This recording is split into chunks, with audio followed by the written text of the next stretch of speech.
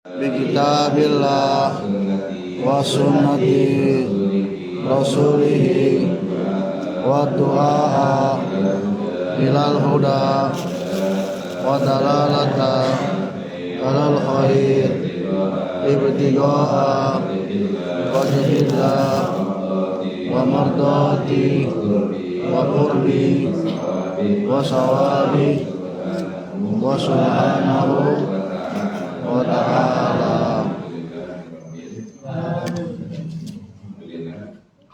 Kita bersyukur kepada Allah Subhanahu wa taala yang telah mengajarkan kita pada kesempatan berbahagia ini untuk para penuntut dan keberkahan.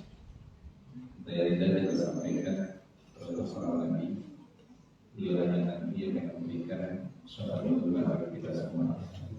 Baginda kita Nabi sallallahu alaihi wasallam. Dengan Allah menjadikan kita di tempat ini di majlis yang berbahagia ini, Allah diri kita yang tadinya ketika masuk ke tempat ini orang yang tidak baik, orang yang tidak akan buruk, mudah-mudahan tidak dalam dari majlis ini Allah jadikan kita orang yang saleh dan salehah, menjadikan pribadi kita pribadi yang taat kepada Allah dan Rasulnya, pribadi yang mencintai orang tua kita dan orang yang saleh. Dan mudah-mudahan kita di sini kita berdoa untuk orang tua kita apabila di antara mereka ada yang sakit, maka dari segala macam penyakitnya, Amin. yang sedih, mengerti, sedih, kebahagiaan, yang meski mimpi Allah banyak. Mudah-mudahan orang tua kita yang telah meninggal dunia, kalau ini kuburnya dalam surga Allah Subhanahu wa taala. Amin.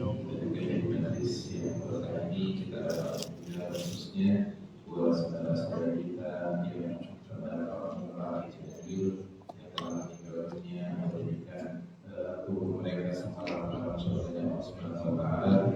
Dan Allah saudara-saudara semuanya dari yang melakukan diberikan kesembuhan dan keluarganya diberikan keselamatan Allah Subhanahu wa taala. Amin Allah. Segala macam musibah, segala macam malapetaka semuanya diangkat oleh Allah Subhanahu wa taala. Dan berkatnya Nabi kita Muhammad sallallahu alaihi wasallam.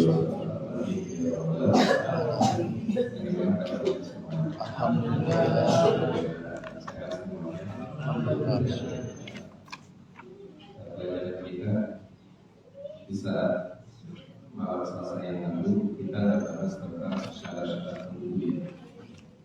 Sekarang ini pelajaran kita tentang nawat wudhu. Yang membatalkan wudhu ada empat. Jadi wudhu kita ini bisa ada dengan empat perkara. Nawat wudhu arba'atun. Yang membatalkan wudhu itu ada empat.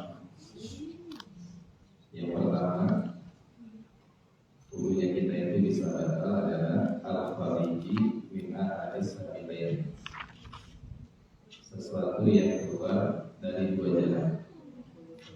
Ya, sesuatu yang keluar dari dua jalan. Apa sih yang dimaksud dua jalan itu? Iya, apakah jalan tol? Ya, yang dimaksud dua jalan ini adalah kubur dengan kubur, kemaluan depan dengan kemaluan belakang. Jadi sesuatu yang keluar dari kemaluan depan atau kemaluan belakang, rihun al-ghaibu, bentuknya itu baik angin atau selain angin. Ya, bentuknya angin atau selain angin itu batal. Kecuali ilal mani, kecuali air mani. Ya, kalau air mani itu tidak membatalkan wudhu. Air mani itu tidak membatalkan wudhu ya, tapi wajib nanti hadas besar. Sebenarnya sih konteksnya mungkin kalau dipahami buat kita agak sulit dimengerti. Karena begini misalnya, ada sih orang keluar air mani tapi wudhunya nggak batal, gitu ya. Ya karena mungkin bayangan kita kalau orang keluar air mani itu kan hidul aja, hidul sama hubungan badan. Itu bayangan kita. Karena mungkin kita akan berkata orang tidur aja kan batal, orang hubungan badan aja kan bersentuhan kulit aja udah batal. Kalau ini bisa orang punya wudhu, dia ketika keluar air mani tapi wudhunya nggak batal. Iya, ini dipadukan dengan perkara yang lain. Maksudnya gini, ketika ada orang tidur atau ketika ada orang keluar air mani tapi wudhunya nggak batal, bisa kita contohkan begini. Ini contohnya nih. Contohnya ada seseorang lagi duduk, dia ngantuk. Duduknya begini ngantuk nih dia. Ketika dia ngantuk, ternyata lagi begini dia mimpi. Mimpinya mimpi hadas besar. Kalau bahasa ulama dibilang mimpi naik kuda putih. Ya, mimpi naik kuda putih itu bahasa halusnya. Ya, mimpi naik kuda putih. Kuda putih diibaratkan sebagai seorang wanita naik kuda putih. Nah kemudian jamaah sekalian, ketika dia lagi begini mimpi naik kuda putih, mimpi hubungan badan, dia keluar air mani tuh, keluar air maninya. Nah, ketika dia keluar air maninya, maka di situ dia wudhunya tetap tidak batal, wudhunya tetap sah. Kenapa wudhunya tetap sah? Pertama, dia tidurnya dalam keadaan wudhu. Yang kedua, karena di situ keluarnya air mani. Air mani pengecualian. Tapi walaupun dia wudhunya tidak batal, tapi tetap dia wajib mandi hadas besar. Itu maksudnya. Selain contoh daripada itu nggak ada. Keluar air mani dalam keadaan tidur, ya tidur aja wudhunya batal. Keluar air mani dalam sentuhan hubungan badan, sentuhannya aja udah batal. Ya itu maksudnya gitu ya, air mani. Kalau nggak bisa dipahami jangan pusing-pusing. Karena kalau syariat itu ada dua, ta'akul, ta'abud. Jadi syarat ada dua, ada ta'akulin, ada ta'amudin. Kalau ta'akulin itu kita bisa masuk di akal pikiran kita atau syariat. Ya syariat. Contohnya nih yang bisa masuk, kenapa Nabi mensunahkan kita kalau minum jangan berdiri. Ternyata masuk akal, kalau minum berdiri airnya tidak masuk ke ginjal, airnya langsung ke kantong kemih. Iya berarti benar. Terus kenapa Nabi melarang kita untuk minum minuman keras? Kita tahu dengan akal kita, karena minuman keras itu dapat merusak pikiran. Ya mabuk. Ya kenapa yang namanya zina itu haram? Masuk akal pikiran kita, ifsidun nasl, karena dapat merusak keturunan. Ya, itu masuk akal kita. Tapi ada yang nggak masuk di akal, mana? Ketika kita berwudu, kenapa yang buang angin itu adalah kubur? Artinya kita buang angin di bawah, tapi yang dibasuh bukan. Iya. Kalau secara akal kan nggak nyambung di akal kita. Tapi itu namanya ta'abud. Iya, jadi hukum itu terbagi dua. Ini buat yang dewasa-dewasaan. Hukum itu ada yang namanya ta'abudin, bisa dicerna dengan akal pikiran kita. Seperti tadi, kenapa nggak boleh minuman keras, kenapa nggak boleh minum kita duduk berdiri, kenapa kalau makan nggak boleh minum nggak boleh lagi panas. Itu bisa masuk ke akal pikiran kita. Ini namanya ta'abudin, masuk di akal pikiran. Yang kedua adalah ta'abud. Ta'abudin itu adalah kita tunduk dan taat. Kalau syariat bilang wudhu caranya begini, ya udah jangan nanya. Iya. Kalau nanya, Ustadz kenapa buang angin kan di bawah, kenapa yang dibasuh di atas? Memang ente mau di bawah sini? Ya kan nggak mungkin. Itu namanya ta'abudin. Ya harus kita tunduk dengan ilmu syariat. Ilmu syariat. Ya tunduk namanya ta'abudin. Jadi kayak gitu ya. Kalau kalian nggak bisa memahamin, Pak Ustadz, emang kenapa air mani kok nggak batal wudhu? Ya udah, itu tunduk aja pasrah sama syariat. Ya kalau nggak masuk akal pikiran kalian. Nah, kayak gitu ya teman-teman semuanya. Jadi tidak batal wudhunya seseorang kalau dia mengeluarkan air mani. Selain daripada itu batal angin, ya buang angin atau yang lainnya. Itu hukumnya membatalkan wudhu kita.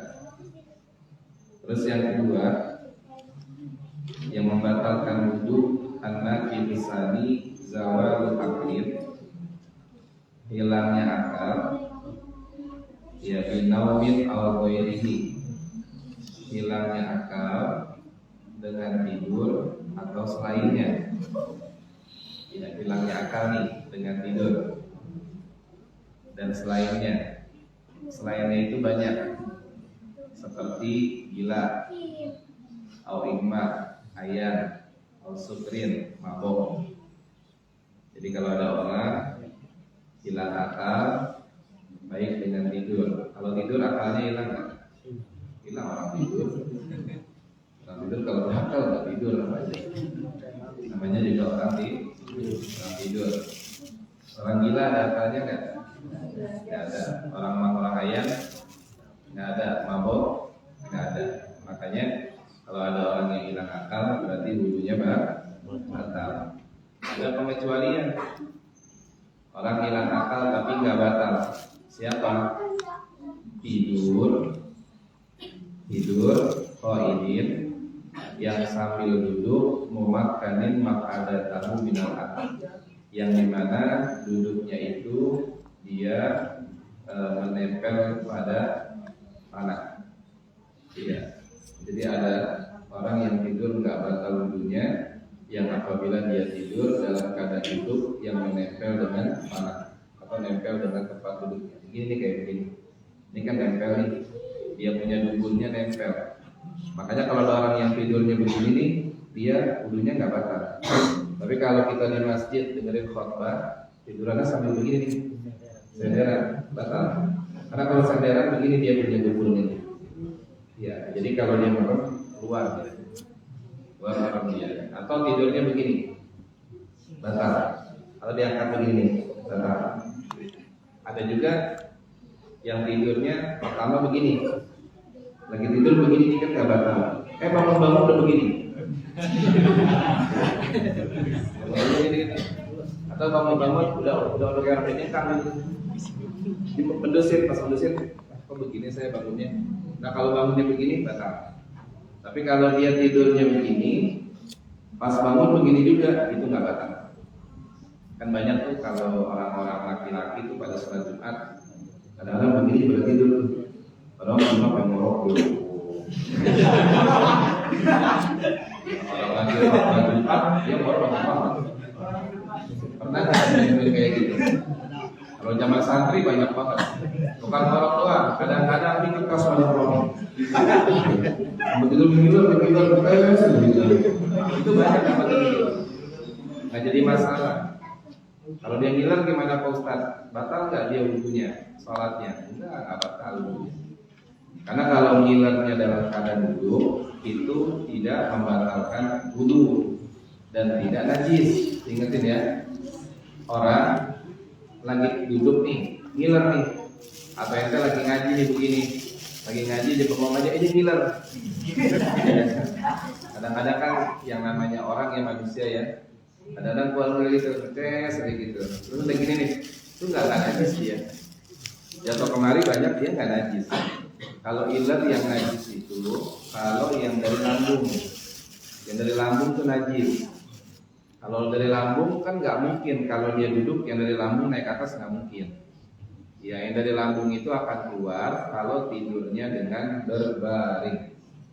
Ya kalau berbaring itu celentangan gitu tidur. Itu kalau misalnya dia seperti itu, maka jamaah sekalian otomatis ilernya jadinya najis. Jadi kalau yang tidur nih, tidurnya di rumah nih berbaring, di kasur gitu, tiba-tiba ngiler, nah itu najis. Makanya kalau di dalam bab masalah sholat, salah satu surut sholat kan adalah at-taharah anis saubi wal badan wal makan. Artinya suci daripada najis yang ada di pakaian dan di badan dan di tempat. Itu surut sholat salah satunya. Makanya kita kalau mau sholat habis bangun tidur itu kaosnya dicium-cium dulu. Ya cium-cium begini kaosnya. Kira-kira baunya beda nggak? Iya, kalau baunya karena bau badan ente nggak apa-apa. Tapi kalau baunya bau iler itu yang nggak boleh. karena hukumnya najis. Cium-cium dulu, bukan kenapa? Orang kalau tidur tadi akalnya ada nggak? Ada. Nggak ada. Ada nggak orang lagi tidur kadang-kadang bajunya ini keluar dia lupa tuh hidup. Ada. Ada nggak kayak gitu? Ada. Ada, namanya orang lupa. Ih, Ini fikih aja ya teman-teman ya. Fikih. Kalau nggak dibilangin kadang-kadang berapa banyak kalian ketika sholat bangun tidur sholat subuh masih pakai baju tidur udah sholat aja udah. Ya kadang-kadang ibu-ibu juga begitu pakai baju daster tidur sholat langsung aja pakai baju dasternya pakai mokan nggak langsung. Ya harus dipesa-pesa dulu. Takutnya dasternya baju tidurnya ataupun kaosnya itu kena air Gilar. Ya begitu ya teman-teman ya. Jadi yang namanya hilang akal kalau dengan tidur tidak membatalkan wudhu kalau tidurnya dalam keadaan duduk. Itu dalam keadaan duduk. Paham sampai situ? Insyaallah. Paham. Kalau ada teman ente di depan dia punya wudhu tuh, kemudian dia nyengir aja. Ya kita kagetin. Ente kenapa? Mbak dia nyengir. Wah berarti gila dia sebentar. Berarti udah Gila. Iya, gila sebentar ya. Ya batal gitu ya. Kalau ditanya, kenapa itu senyum-senyum aja? Ini biasa lagi terbayang sama si dia. Ya. Kalau gitu udah tinggal gila saja. Berarti masih waras. Kenapa senyum-senyum aja? Itu ngeliatin cakep banget motor, kapan punya motor kayak gitu ya. Berarti gak gila dia. Kalau kita kagetin dia kaget, kenapa? Enggak, senyumnya enggak, senyumnya gila berarti. Bilang kalian berarti sebentar. Nah kemudian yang ketiga, yang membatalkan wudhu sentuhan. Nah sentuhan ini agak panjang pembahasannya. Ya sentuhan jamaah sekalian. Sentuhan ini ya yang membatalkan wudhu ada 5 syarat. Sentuhan yang membatalkan wudhu ada 5 syarat. Sentuhan ya yang membatalkan wudhu ada 5 syarat. Yang pertama ayyakuna bil basyarah, sentuhannya dengan kulit. Yang pertama sentuhannya dengan kulit. Ya sentuhannya dengan kulit itu yang pertama.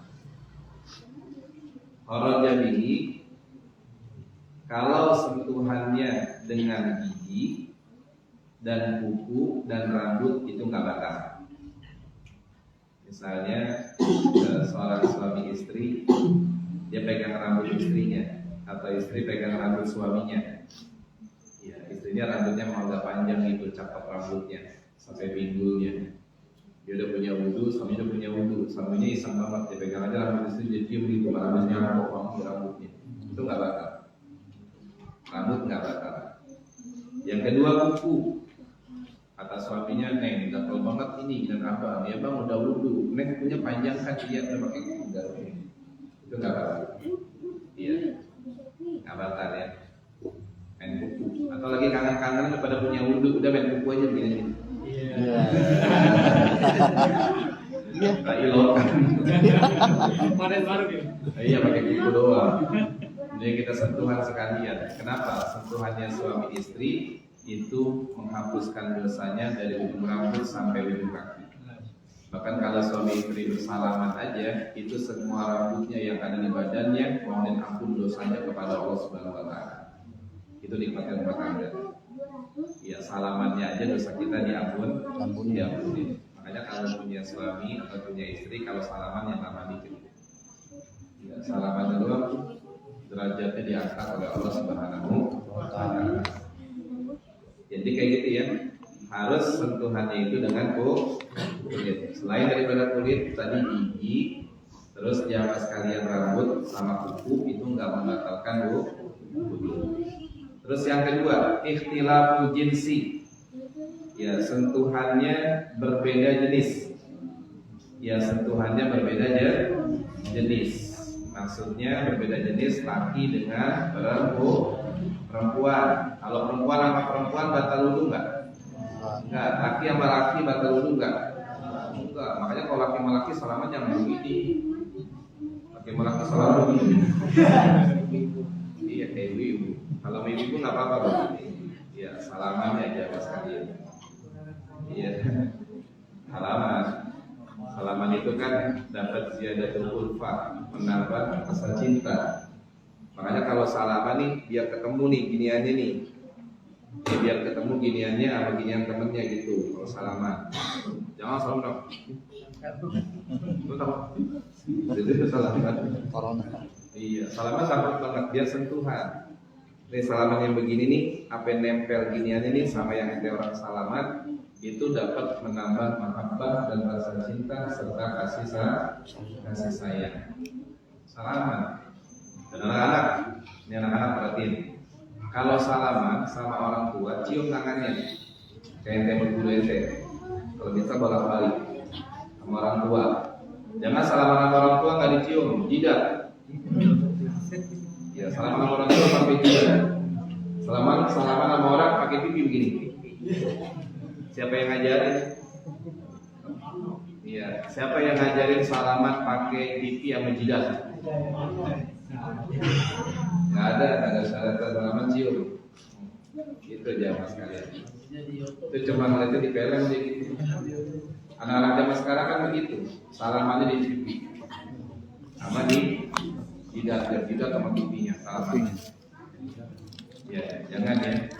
Ente kalau lebih muda, ciumlah tangan orang yang lebih tua. Bahkan yang lebih muda lagi, salaman walaupun masih muda, walaupun sudah tua, boleh cium tangan yang muda. Apalagi yang masih kecil anak-anak gitu ya. Nah kemudian yang ketiga, yang membatalkan wudu ayyakuna kabiraini. Ya sentuhannya orang yang sudah dewasa atau yang sudah balik. Yang sudah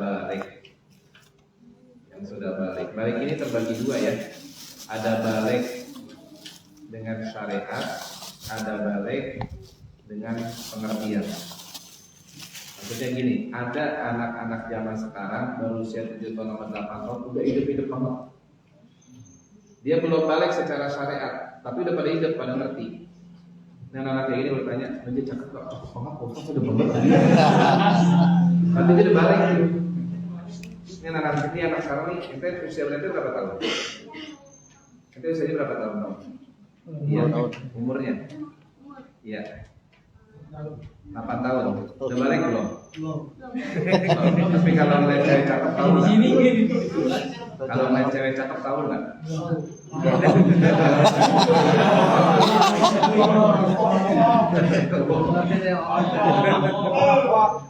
Belum, berarti belum. Enggak, emang enggak semuanya.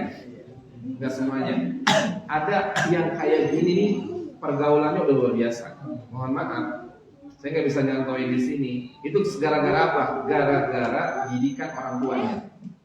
Kadang mohon maaf, orang tua kadang-kadang di rumah ngomong suami sama istri itu ngomong yang nggak selayaknya depan anak. Ngomong bahasa porno, ngomong kadang-kadang bahasa binatang. Iya, saya kemarin habis pergi keluar kota itu, saya turun di pusat oleh-oleh. Ada anak-anak muda turun, anak-anak SMP.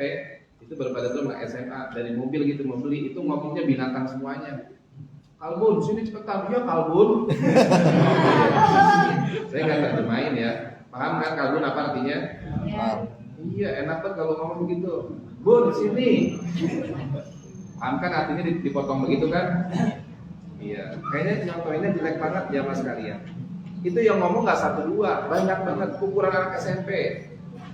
Anak-anak SD kayak gini umur 8 tahun nih, saya lagi dakwah kemana gitu, di jalanan kita kan naik motor, itu nggak dengar bahasanya, ya Allah nggak enak banget dengarnya.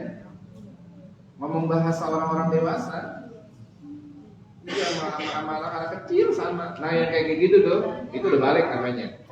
Kalau salaman sama dia batal. Kenapa? Karena dia udah punya hadus syahwat, udah punya di mana hawa nafsu. Dia udah punya hawa nafsu, hadus syahwat. Kalau kayak gitu udah jangan salaman. Karena kalau yang kayak gitu dia salaman laki dengan wanita, ntar walaupun wanita lebih dewasa, dia pikirannya udah lain lagi, ngeres. Iya, salaman bukan karena hormat, tapi salamannya karena hawa nafsu. Repot itu wanita. Dia dimaksud udah dewasa ini pengertiannya dua. Bisa pengertiannya karena balik, kalau wanita udah head. Makanya kalian kalau wanita udah pada head, kalau ada guru-guru kalian yang cowok, ya jangan salaman. Takutnya nanti guru kalian punya wudhu, kasihan. Walaupun memang kadang-kadang kebiasaan kalau di kampung mah kadang-kadang ada cewek juga salaman aja sama gurunya.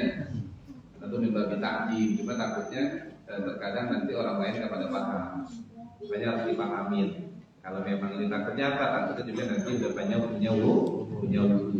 Tapi kalau memang kalian belum head, ya nggak ada salahnya kalau ingin tabarkan dengan guru-guru kalian. Kasihannya gitu doang. Kalau udah head salaman, guru ente tahu-tahunya ente masih kecil, kira belum head, udah head dia. Ya era kan kasihan, ntar gurunya batal gurunya. Ya, itu yang ketiga. Terus yang keempat. Yang keempat adalah ayyakuna ajnibayain. Syaratnya sentuhan itu bisa batal adalah jamaah sekalian, sentuhannya dengan orang yang bukan mahramnya. Ya, sentuhannya dengan orang yang bukan mahram. Ya, sentuhannya dengan orang yang bukan mahram. Ya, orang yang bukan mahram. Orang yang bukan mahram itu, ente tahu nggak? Ingat ya, ada bahasa muhrim, ada bahasa mahram. Ada orang suka bilang begini, maaf ya, bukan muhrimnya. Muhrim itu orang yang ihram. Ihram Mekah atau ihram haji atau ihram umroh. Ihram. Kalau mahram, nah itu dia orang yang nggak boleh sentuhan sama kita. Itu namanya disebut mahram. Jadi itu jangan bahasanya gini, ente bukan muhrimnya saya, bukan. Ente bukan mahramnya saya. Jadi kalau mahram itu orang-orang yang apabila kita sentuhan itu hukumnya batal dalam wudhunya kita. Nah kalau muhrim itu orang-orang yang sedang ihram di Mekah al-Mukarramah atau yang ihram haji atau ihram umroh. Ya pakai ihram, bukan ihram dulu sebentar. Ya jamaah sekalian. Dan mahram pun jamaah terbagi dua. Ada mahram di binisbatil wudu, ada mahram ya ditinjau dari segi wudu, ada mahram ditinjau dari segi pernikahan. Ya, kalau mahram dari segi wudu nanti ada pembahasannya. Tapi kalau mahram dari segi pernikahan itu ada juga nanti. Seperti istri. Istri itu mahramnya kita, tapi mahram dari pernikahan. Artinya boleh hubungan badan, tapi kalau disentuh batal gak istri? Batal. Ada orang banyak yang nggak paham. Ya suami istri dibilang kan udah suami istri Pak Ustaz, kenapa saya batal? Batal. Dalam mazhabul Imam Syafi'i. Kalau Imam Maliki ya nggak batal. Tapi kita kan bahasnya adalah mazhab Imam Syafi'i. Nah, ini pembahasan kita. Mahram itu ada 18. Ya, mahram ada 18. Terbagi menjadi 3. Ini pelajaran penting. Mahram ada 18, terbagi menjadi 3. Ya, mahram ada 18, terbagi menjadi 3. Yang pertama adalah jamaah sekalian mahram dari nasab. Ya, ada 7. Mahram dari nasab ada 7. Mahram dari nasab ada 7. Iya, mahram dari nasab ada 7. Ya, siapa ada 7 mahram dari nasab? Yang pertama adalah yaitu ibu. Ibu itu jamaah sekalian gak batal. Kalau yang binisbatil wanita berarti bapak gitu ya. Ya, cuma kita nih yang dari laki aja, ntar cewek yang ngikutin. Artinya kalau kita laki-laki, kita jamaah sekalian salaman sama ibu kita itu gak batal. Kalau yang wanita berarti salaman sama bapaknya. Ya, ibu ke atas terus nyai, uyut semuanya. Itu gak batal ya, atas umum in alam. Ibu ke atas. Ya. Nah kemudian siapa lagi yang kedua selain ibu? Yaitu jamaah sekalian bintun, anak perempuan. Ya, bintun, anak perempuan. Ini penting ya tentang mahram ya, biar Anda tahu. Ponakan tidak termasuk. Tidak termasuk ponakan. Ponakan maksudnya, ponakan termasuk ada ponakan disebutkan bintul akh atau bintul ukhti. Yang enggak termasuk nanti cuma satu kalau yang dekat sepupu. Ya, sepupu. Kalau ponakan ada nanti di sini. Ya, terus jamaah sekalian, selain bintun wa ukhtun. Ukhtun itu saudari wanita. Ya, saudari wanita. Kalau bahasa kita mah empok sama adik. Ya, empok kita, adik kita, kalau salaman dahulu enggak apa-apa. Terus siapa lagi? Ammah. Ini orang Arab bedanya gini. Ammah ada kolak. Nah yang ketiga ini amma. Amma itu siapa sih? Amma itu encing wanita dari bapak. Encing yang wanita dari bapak. Iya, encing wanita dari bapak. Encing wanita dari bapak. Encing wanita dari bapak. Tahu kan ya? Iya, bibi. Kalau bahasa Betawinya encing sama encang dari bapak. Encing encang dari bapak. Makanya kalau bahasa Arab panggil begini, ame. Ya, ame. Ya. Nah, kemudian jamaah sekalian yang kelima. Yang kelima adalah khola. Hale, kalau bahasanya mah hale. Hale itu adalah encing dari ibu. Encing wanita dari ibu. Encing wanita dari ibu. Atau kalau dia adalah abangnya, emponya bapak kita gitu, berarti encang kan gitu ya. Kalau adiknya bapak kita berarti encing. Cuma kalau di Arab nggak ada begitu. Pokoknya hale, ame, udah. Ya berarti kalau yang wanita kan bahasanya dia ini encing bapaknya. Misalnya kita nih punya bapak. Bapak kita itu dia punya saudara laki-laki. Kalau dari abangnya berarti encang kita, kalau adanya berarti ini encing. Kita salaman sama dia tuh laki-laki itu nggak batal, ya nggak batal. Jadi dibalikannya gitu ya, dibalik. Nah terus yang keenam, bintul ah. Nah bintul ah ini adalah anak wanita dari saudari laki-laki. Ente punya abang atau punya adik, abang ente atau adik ente punya anak, anaknya cewek. Dia mau salaman sama ente itu gak batal. Kalau bahasa kita ponakan. Ya ponakan tuh gak batal. Ya saudari anak perempuan dari saudara laki-laki. Yang keenam, sama aja nih sebenarnya mah. Cuman memang bahasa Arab beda ya. Anak perempuan dari saudari perempuan. Anak perempuan dari saudari perempuan. Jumlahnya 7. Kalau kita makan ukuran sama aja. Ya kalau kita mah sebenarnya di sini kalau kita jadiin cuma 5 doang. Iya, atau 1, 2, 3, 4, 5, cuma 5 doang. Mana 5? Yang pertama nih kita kenalin ini. Ibu, terus anak perempuan, terus saudara perempuan, encing, sama ponakan. Udah gitu. Ya encing kan dari bapak ibu sama aja kita buat.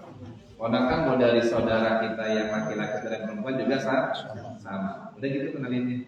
Cuma kalau di Arab dibedain. Kalau encing dari laki-laki namanya amme, kalau encing dari wanita namanya hale. Kalau ponakan dari saudara laki-laki namanya bintul ah. Kalau ponakan dari saudara perempuan namanya bintul ukhti. Ya. Cuman kalau ente pengen lebih singkat berarti jumlahnya ada 5.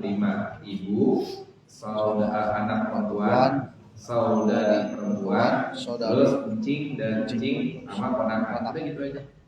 Encing sama ponakan. Itu cara kenalinnya. Iya. Berarti kalau ente jadi wanita, ente punya kakak nih atau punya adik. Adik ente atau kakak ente punya anak laki-laki. Anak laki-laki itu salaman sama ente sebagai encingnya dia berarti batal enggak? Enggak, karena ponakan. Iya, ponakan. Terus yang kedua mahram dari susuan. Mahram dari susuan disebut di sini rodokan. Ya, mahram dari susuan jumlahnya ada 7, sama seperti nasab. Ya sama dia. Susuan. Kalau susuan contohnya begini, jumlahnya ada 7 ya sama seperti nasab. Contohnya gini, susuan. Ente punya istri atau ente jadi seorang istri nih. Ente punya anak bayi dititipin nama tetangga ente misalnya. Nggak ada mahramnya sama dia, orang lain di tetangga ente. Tipin kok ya, ini ada susunya, asinya saya udah iniin tadi, udah diperesin gitu ya, silakan buat minumnya. Nah setelah itu kalian pergi, ternyata macet karena susunya yang udah diminum habis sama dia. Nah kebetulan tetangga RT juga punya anak kecil, dia juga lagi menyusuin. Karena dia kasihan, kalau diberikan air susu lain takutnya nggak enak, dia susuin. Nah dia susuinnya itu lebih dari 5 sedotan. Jadi anaknya 5 kali nyedot nih, ketawa sedotan 5 kali sedotan, itu jatuhnya anak udah. Berarti yang nyusuin itu jadi ibunya. Dia punya anak berarti jadi saudaranya. Dia punya abang sama dia punya adik berarti jadi encingnya. Ya sama kayak gitu, sama kayak nasab lagi. Makanya kalau lagi dalam pernikahan ditanya, pernah nyusu nggak sama dia gitu nih, sama keluarganya dia, persusuan. Khususnya ini kalau yang nikahnya satu RT. Iya, satu RT. Takutnya gitu doang. Bukannya nikah sama orang satu RT, bukan. Iya.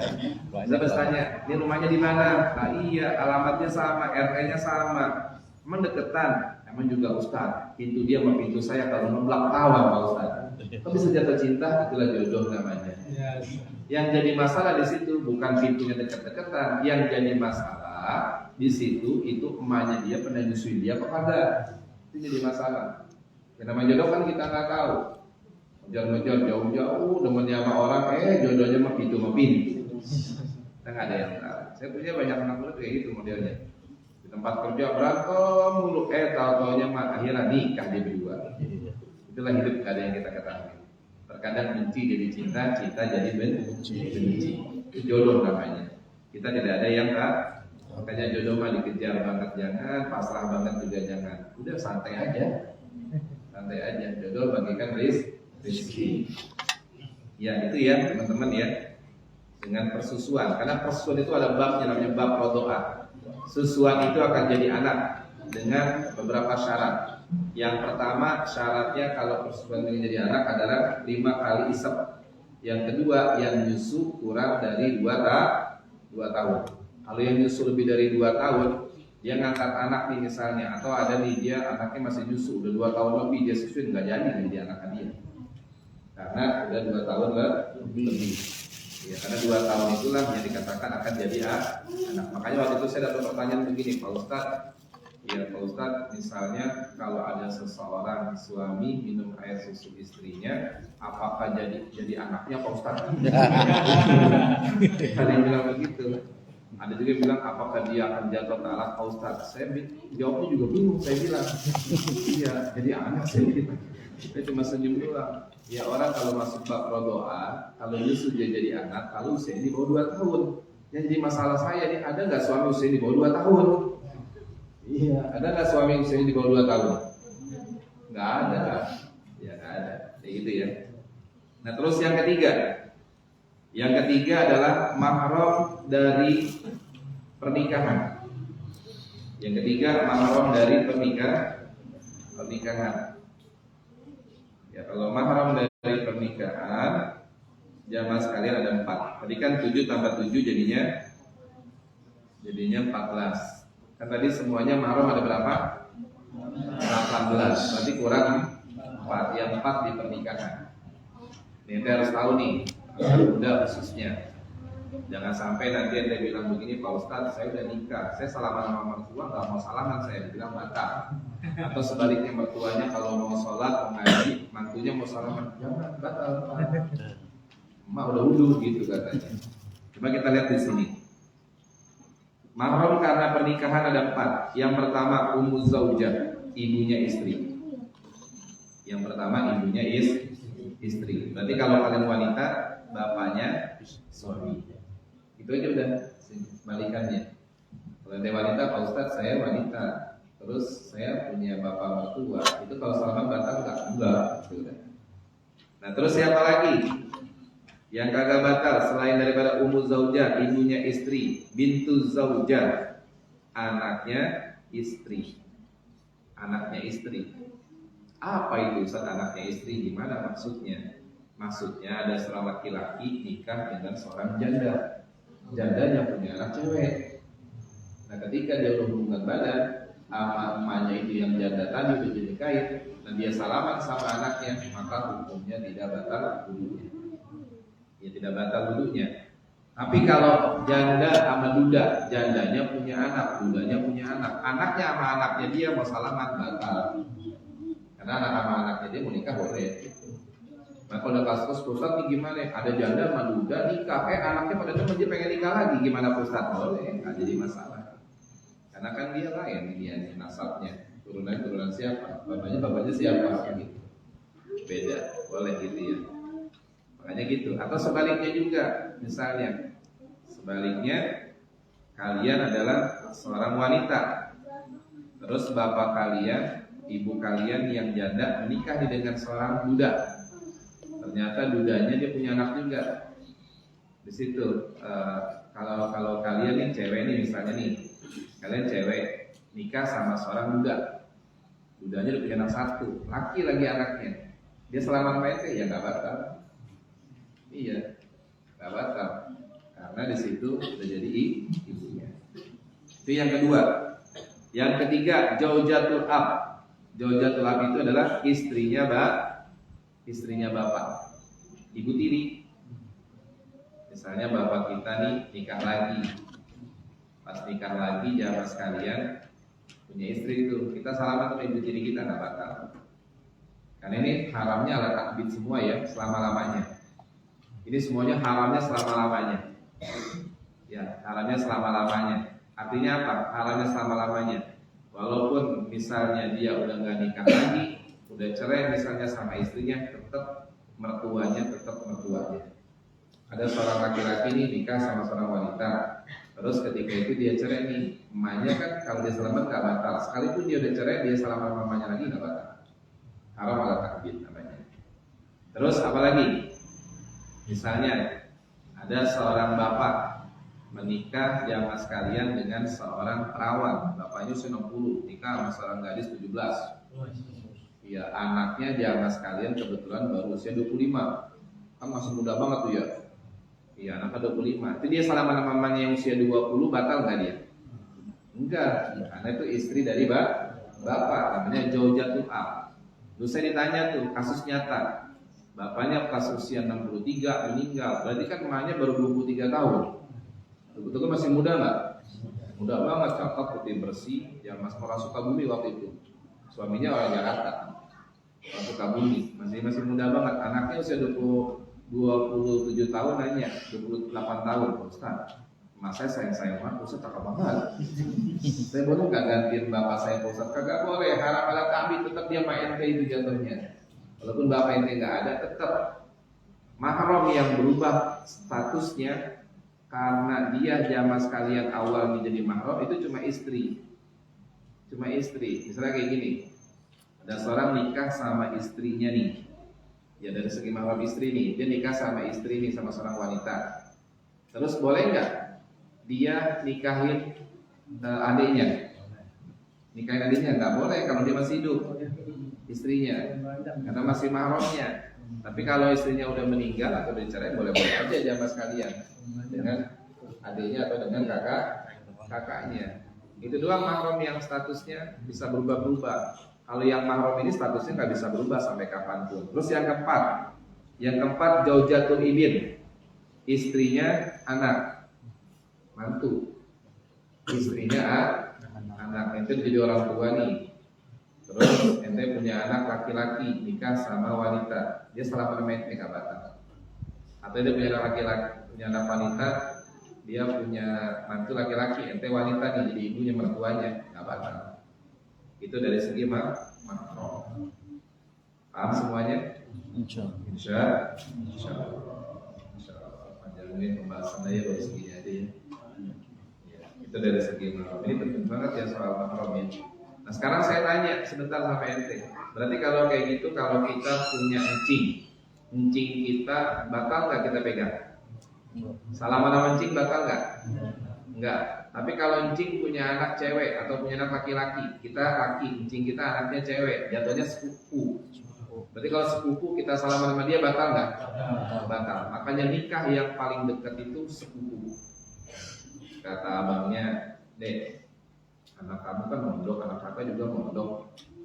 begitu dia menjalan ketemu kita nikahin aja yuk, ini kita nikahin aja. Apa-apa jamaah sekalian, boleh kayak gitu.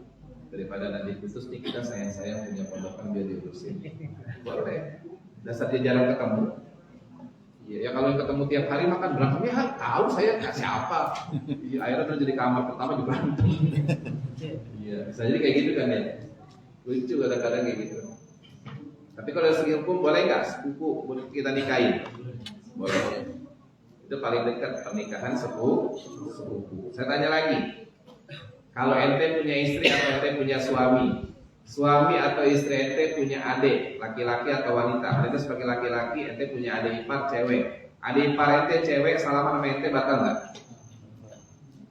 Atau ente punya adik ipar nih yang cewek nih, ente nikah kan sama laki-laki. Suami ente punya adik ipar cowok atau cewek, dia salaman sama ente batal nggak?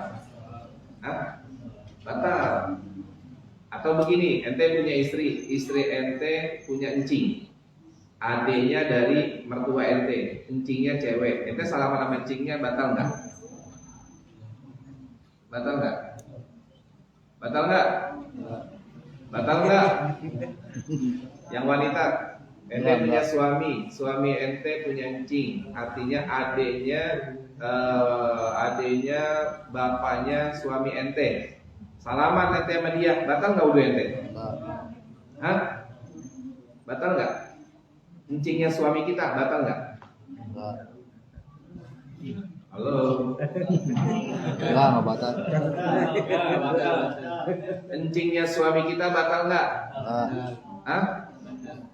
Batal nggak? Batal nggak? Ya, sekali lagi saya ulangin, jawab yang tegas, batal enggak batal. Enggak. Saya ulangi lagi. Tapi contohnya jelas nggak? Ente paham nggak contohnya tadi? Paham. Saya contohin. Kalau laki-laki nih kita punya istri kita punya encing, baik dari encing dari ibunya atau encing dari bapaknya. Ya, paham kan encing dari keluarga istri kan? Ya, saya tanya, kalau ente wanita punya suami ente punya encing, dia punya encing dari bapaknya atau dari ibunya. Saya tanya, kalau ente ke rumah dia, mau nggak mau ada encing, pasti ente salaman. Pasti salaman kan? Pasti. Kalau orang Betawi nggak salaman, habis didampar kita. Iya, benar jamaah sekalian. Pertanyaan saya masalah wudhu, bukan masalah salaman itunya. Masalah wudhunya. Kalau ente punya wudhu, batal nggak wudhu ente? Benar? Enggak. Batal nggak yang cowok? Enggak. Batal nggak? Enggak. Jawabannya ada nggak dari catatan ente? Enggak ada. Hah? Enggak ada. Ada nggak jawabannya? Termasuk mahram kencing dari pihak istri ada nggak? Enggak ada. Nggak ada. Berarti? Enggak batal. Berarti? Batal dong. Siapa belum baik? Kalau nggak ada berarti hukumnya Batal. Hukumnya batal. Iya. Kencing dari pihak istri kita atau dari pihak suami kita itu kalau sentuhan batal. Yang kagak batal dari istri kita cuma dua. Siapa yang nggak batal? Mertua kita, baik laki-laki ataupun wanita. Itu yang nggak batal. Nah kalau kita laki berarti mertua cewek. Kalau dia cewek berarti mertua laki. Itu doang udah dari istri mah. Itu doang udah dari istri. Dia punya adik ipar, ya batal kalau salaman. Batal jamaah sekalian. Karena nggak ada dia statusnya di situ. Ini kita status dari nasab hanya dari susuan. Iya, paham? Paham yang wanita? Insya Allah. Sekali lagi, adik ipar ente sama mpok ipar ente batal nggak salaman? Batal nggak? Batal. Ya, kalau encing dari baba ente batal nggak? Ente punya encing dari emak sama dari bapak batal nggak? Enggak. Kalau dari istri? Batal. Dari suami? Batal. Iya, masya Allah gitu ya. Ente kalau punya suami, salaman sama suami batal nggak wudunya? Batal. Kalau ente jadi istri, salaman sama mertua batal nggak? Enggak. Terus paham gitu kan ya? Masya Allah. Itu aja bingung ditanyanya. Mahram. Saya tanya lagi, mahram ada berapa? Mahram semuanya ada berapa? 18 terbagi menjadi berapa? 3. Yang pertama mahram dari apa? Nasab ada berapa jumlahnya? 7. Terus dari apa lagi yang kedua? Siswa ada berapa? 7. Jumlahnya sama seperti Terus yang ketiga mahram karena apa? Pernikahan. Ya, mahram karena pernikahan. Saya tanya lagi sekali lagi nih, kalau ada seorang janda, setelah kalian nih masih perjaka nih, kalian menikah kawin dengan seorang janda.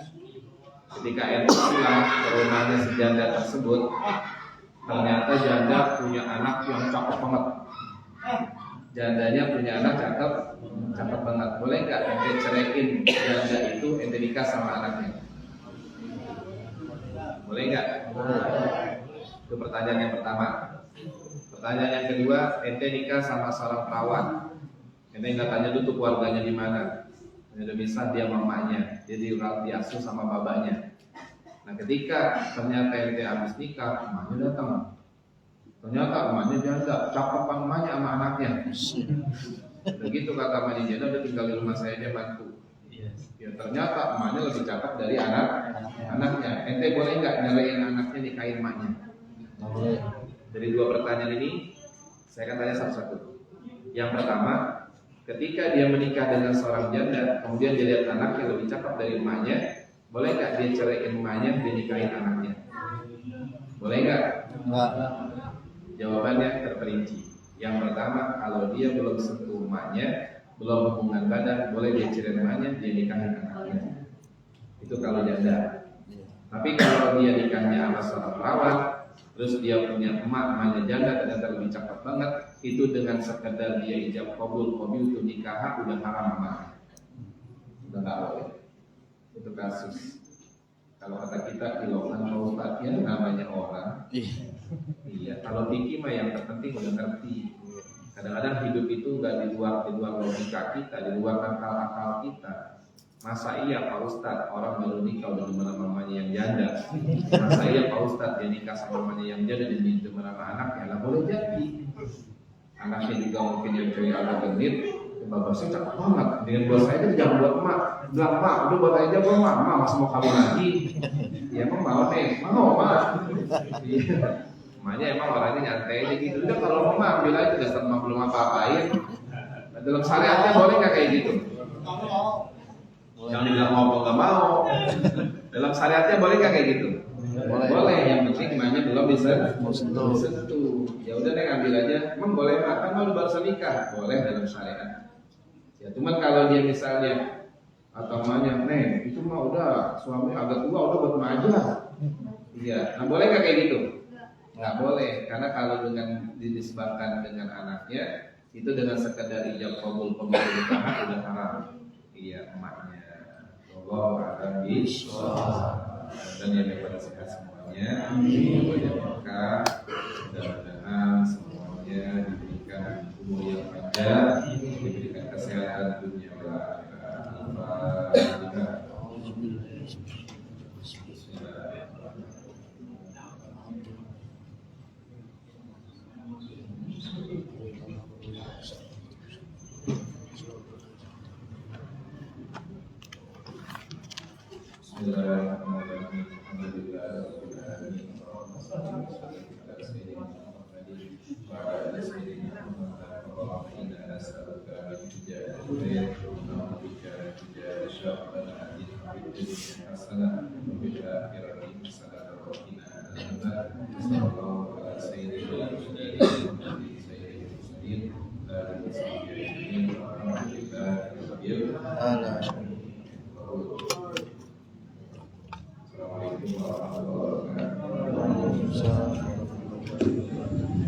Go.